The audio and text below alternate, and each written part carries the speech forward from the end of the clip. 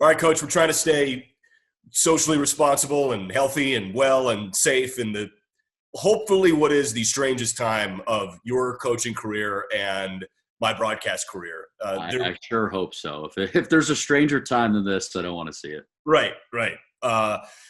Last we left off, last you and I spoke, you were the hottest team in the PAC tournament. Is that fair? We were the national champs. I mean, the last team standing, last team to win. Right. The last full game played. And really, and I talked to Kyle about this, the best game of the year, really, right?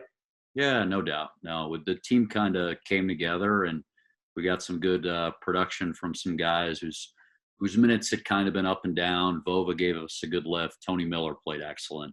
And then our normal guys played well. CJ was great. Bonton did a lot of good things. And, we were frustrated the season got cut short because we really liked our matchups moving forward and just thought we were peaking at the right time.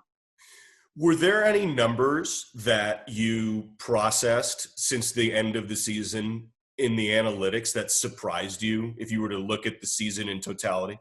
Yeah, I mean, we've had a lot of time on our hands. So obviously I've been watching a lot of TV shows, but I've been trying to do a little work as well and sort of an end of the season autopsy and really looking forward to next year on stuff we can do better. So offensively, I mean, I think there's some areas for improvement in terms of just getting better shots, getting easier layups, better threes, more catch and shoot threes, less off the dribble threes.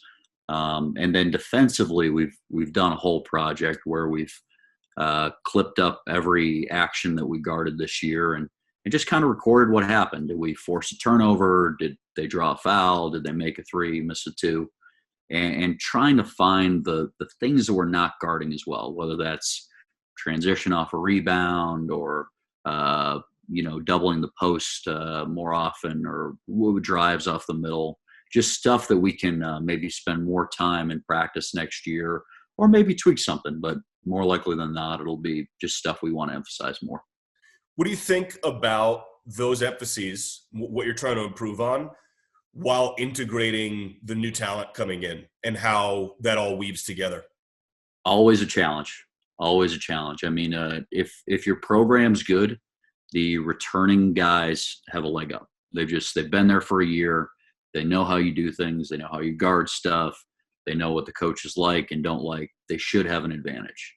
But at the other side of things is, we think some of these freshmen are pretty good. So we'll see what they can do and how they can come in and adapt and become us because that's how it's going to work here. They're going to kind of become us. It feels like that sense of identity, the bullseye of that for you guys has been really consistent. You and Coach Smith, you've worked with Coach Smith already. You understand what he wants, and Coach Shaw and certainly Coach Phelps, the coaching units together. It feels like the team continued to improve, it being the first year, on understanding what that bullseye felt like on the court. And we saw that in the last 2 weeks of the season. Is that fair?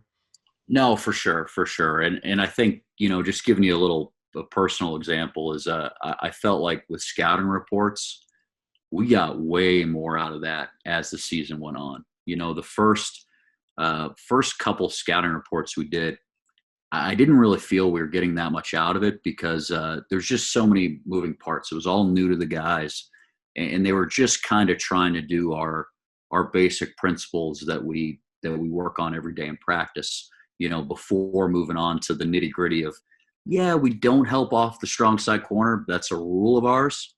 But this guy's such a bad shooter that we're gonna this time.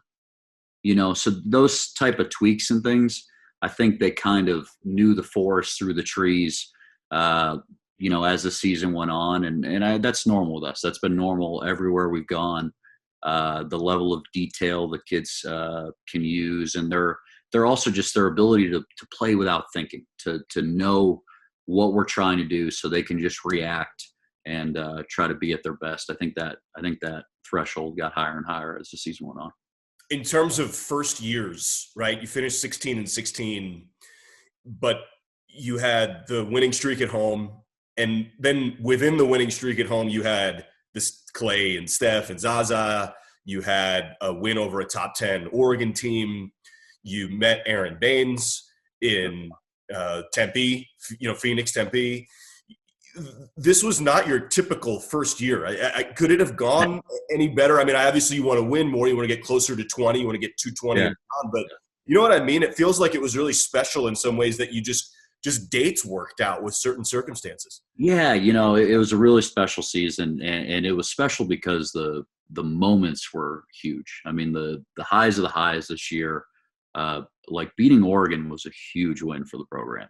And we kind of forget that one because there's been a bunch since. There's been the Clay game. There's been Colorado, some good stuff. But that was a great win. Beating New Mexico State. It was a good team. Goes to the tournament every year. Beating them up in Spokane, huge win. So that's something we take a lot of pride in, and I think can propel us forward. Is that these guys know that they can beat anybody. There's not a team on the schedule that can come in and just know that they're going to get a win. Yeah, there's really no validation like the results of a W, right? It kind of winning sort of is the ultimate soothing balm to any issue. There, for sure. The guys are easier to coach the next day. You sleep a little better. Winning solves everything, and you believe more. You believe more in yourself. You believe more in your teammates. You believe more in what the coaches are preaching.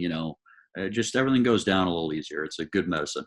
When you were at San Francisco, Columbia, Johns Hopkins, and Dartmouth, by the way, you may have the highest academic integrity of any college basketball program. If you were to bring them all four together, that's a fantastic run. Did you know or did you have any doubt as to what would work and what may not in the pack? Like, were there any schemes or tactics or senses of something where you said, we're going to have to test this out to see if it actually does stick at this level?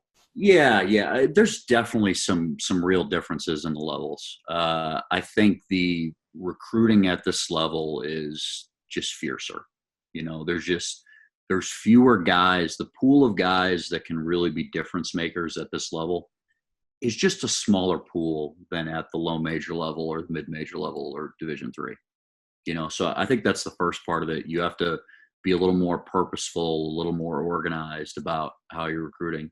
And then on the court, the high end guys, the best guys on each team are really, really special players. In this league, they're NBA lottery picks. They're, guys that at least they're going to play in the G League. They're very good players. So I think that best player defense is a much, much bigger part of preparing for each team than it is at other levels. Just because you got guys that if you guard them one-on-one, they're going to score more often than not. So you have to be able to throw double teams at them.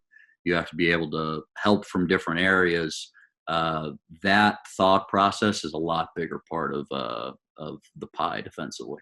You mentioned the G League. What do you make of the newest developments with a couple of top 10 kids or 5 stars, however they're ranked, going to the G League directly, turning the G League down, this new financial element with the G League, name, image, and likeness? What do you make of all the current news?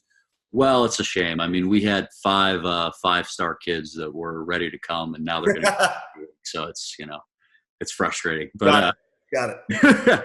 No, we'll see. I don't think any of us know what's going to happen with it. I think on an optimistic reading, you would say, okay, maybe that thins the talent pool of some of our rivals and, gives you a better shot. But you don't know. You just don't know. Sure. Well, listen, this is it was so deflating to not have another game against teams that you'd already beaten or come close to beating. Yeah. But at the same time, Craig and I were talking after about how, when we finally got home, about how incredibly optimistic we were for the trajectory of everything. I'm sure that's shared with the coaching staff, but it felt like it was going to be a real March story, and I know it was only one game, but it had that feeling of momentum. Yeah. You felt like it was possible. Right. We were finally healthy. Like that was a big theme throughout the year is, just sort of the triumph over injuries and just how many games different guys missed, whether it was Tony or Isaac or Jeff, guys that play a lot of minutes for us kind of going down. And we finally felt in that Pac-12 tournament, we had them all together and we could really find out who we were. Thank you for the time. Stay safe. Be well. Really appreciate it. And go Cougs. I'm excited to talk more ball with you back in person in Bowler. Absolutely. Stay safe, everybody, and go Cougs.